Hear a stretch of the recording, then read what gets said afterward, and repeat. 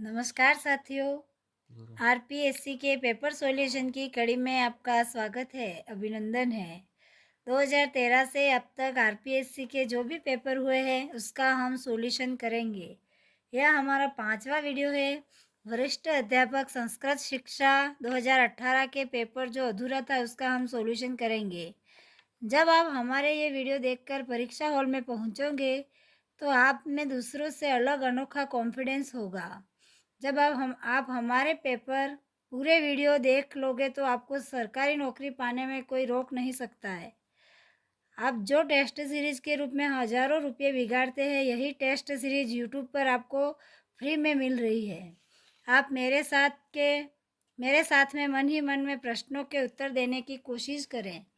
साथियों, आपको किसी प्रश्न का गलत उत्तर लगता है तो गूगल पर सर्च कर उसे सही कर ले, पर ऐसा बहुत कम होगा क्योंकि हमारी ऑफिशियली आंसर की है।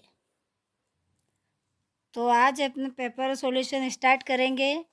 50 प्रश्न हो गए थे, अब 51वां प्रश्न है। निम्नांकित में से किस संयुक्त राष्ट्र महासचिव को नोबेल शांति पुरस्कार से सम्मानित किया गया?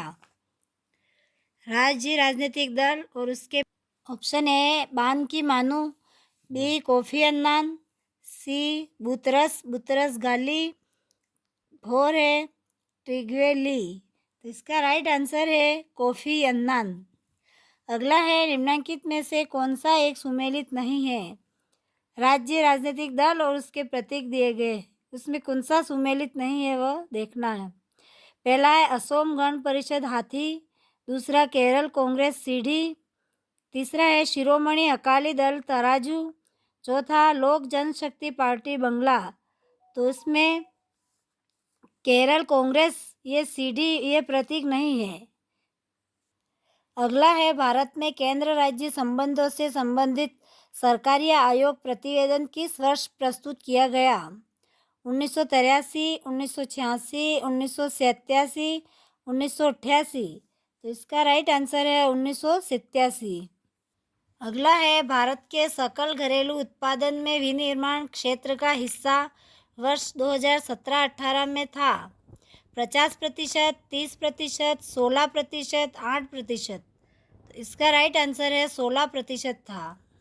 अगला है, केंद्रीय सांख्यिकी कार्यालय के द्वारा 2015 में राष्ट्रीय लेखा सांख्यिकी में संशोधन के पश्चात भारतीय अर्थव्यवस्था की विकास की दर की गणना के लिए निम्न में से किस माप का प्रयोग किया जाता है?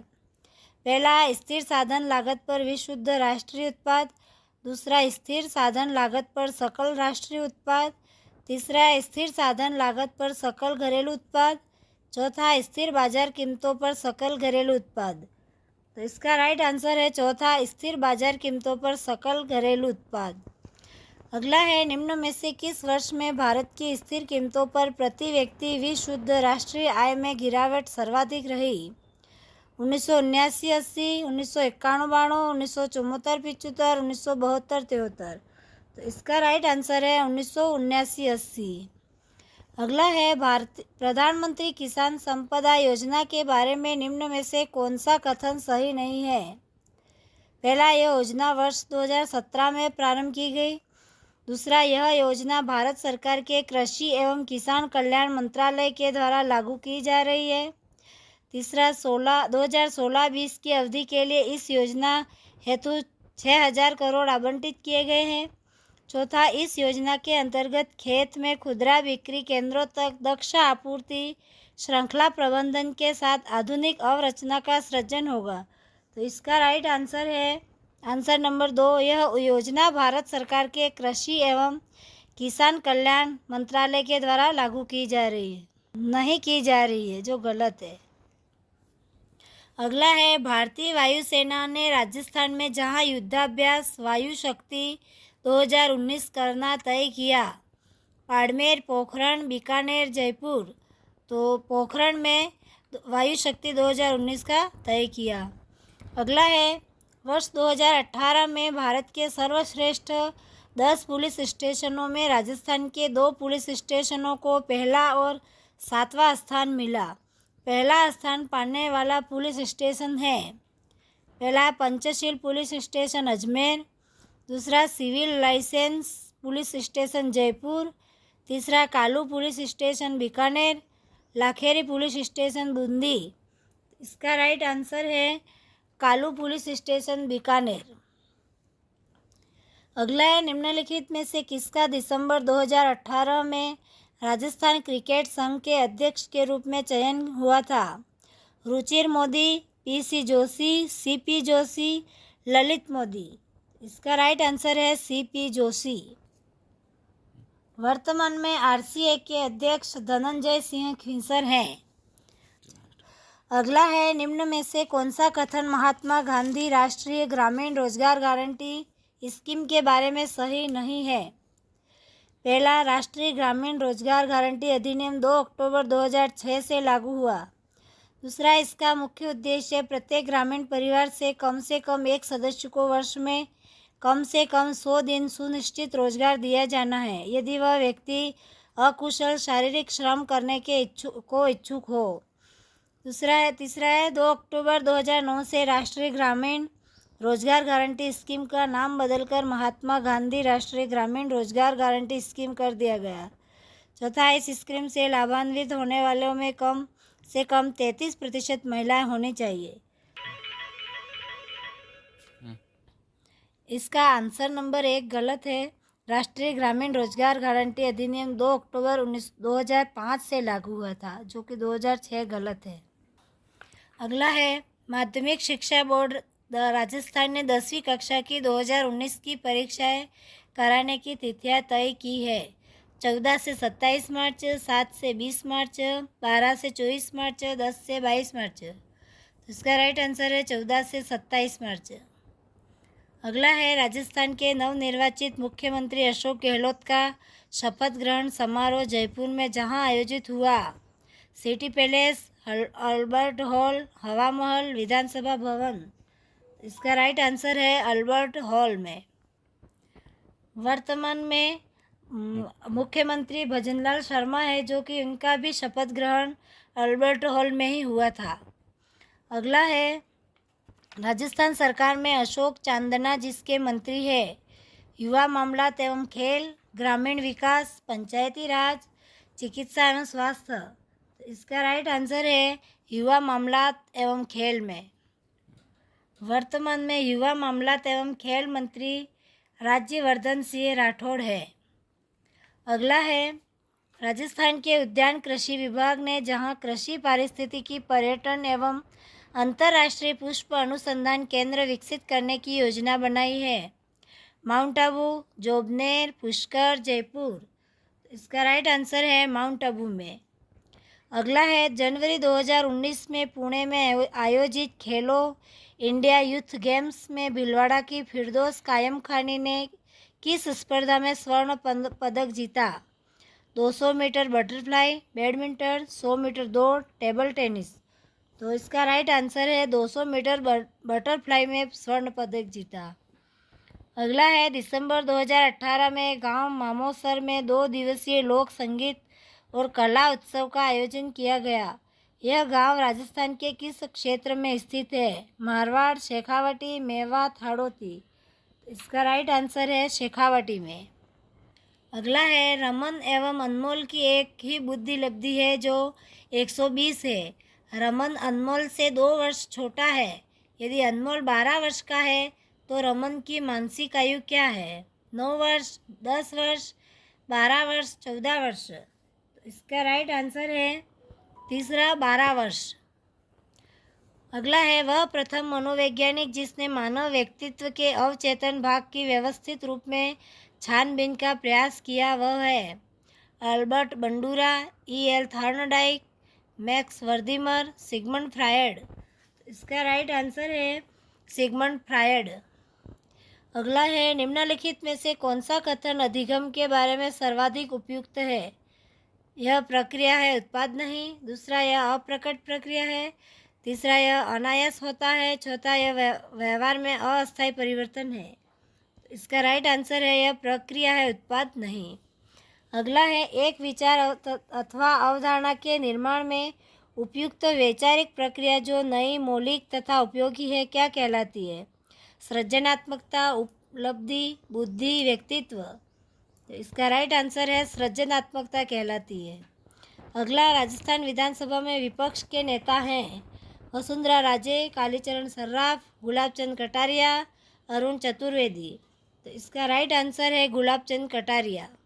वर्तमान में विपक्ष के नेता टीकाराम जूली हैं। अगला है, निम्नलिखित में से कौन सा सिद्धांत अधिगम के व्यवहारवादी सिद्धांतों में सम्मिलित नहीं है? त्रुटि और प्रयास का सिद्धांत, शास्त्रीय अनुबंध का सिद्धांत, क्षेत्र सिद्धांत, क्रिया प्रसूत अनुक्रिया अनुबंध का सिद्धांत। इसका राइट आंसर है क्षेत्र सिद्धांत, जो कि नहीं है। अगला है, B.F. स्किनर का अधिगम सिद्धांत मुख्यतः प्रयोगशाला प्रयोगों पर आधारित था, जबकि हल का सिद्धांत किस पर आधारित था? परिकल्पनाओं पर, गणितीय गणनाओं पर, प्रयोगशाला से बाहर किए गए प्रयोगों पर, सामाजिक अधिगम पर। तो इसका राइट आंसर है गणितीय गणनाओं पर। अगला है, निम्नलिखित में से कौन सा अधिगम का निर्मितवादी विचार नहीं है? अधिगम वैसा का वैसा संप्रत्यात्मक स्कीमा है। दूसरा, अधिगम एक सक्रिय अर्थ निर्माण प्रक्रिया है। तीसरा, नया अधिगम अधिगमकर्ता के पूर्व अधिगम पर आधारित होता है। चौथा, अधिगम सामाजिक अंतःक्रिया द्वारा सुगम होता है। तो इसका आंसर है एक, अधिगम वैसा का वैसा हूबहू यानी कि संप्रत्यात्मक स्कीमा ये नहीं है।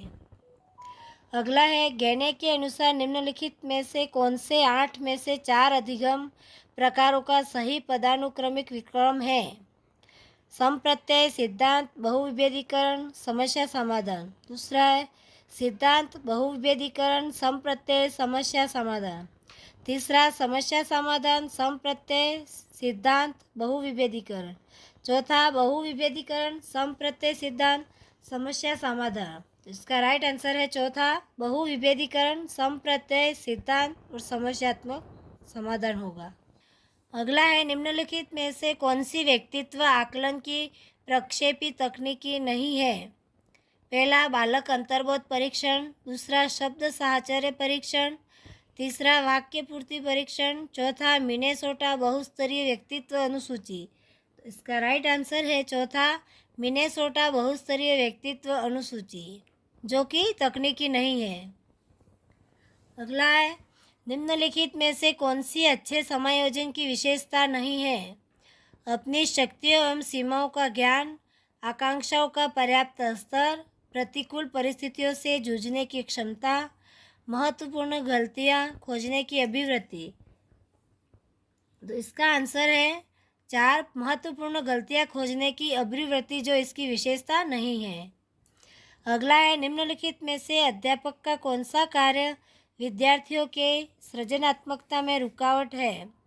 पहला, विद्यार्थियों को नवाचारों के लिए प्रेरित करना।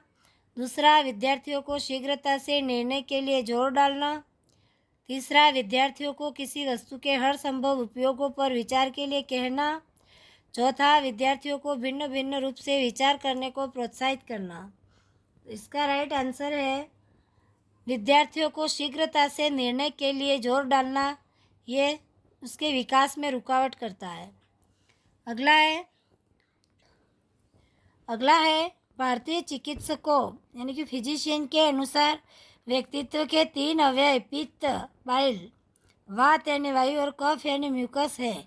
व्यक्तित्व का यह वर्गीकरण कहलाता है मनोविश्लेषण सिद्धांत, घटना क्रियाशास्त्र सिद्धांत, प्रकार सिद्धांत, शील गुण सिद्धांत। इसका आंसर है प्रकार सिद्धांत कहलाता है।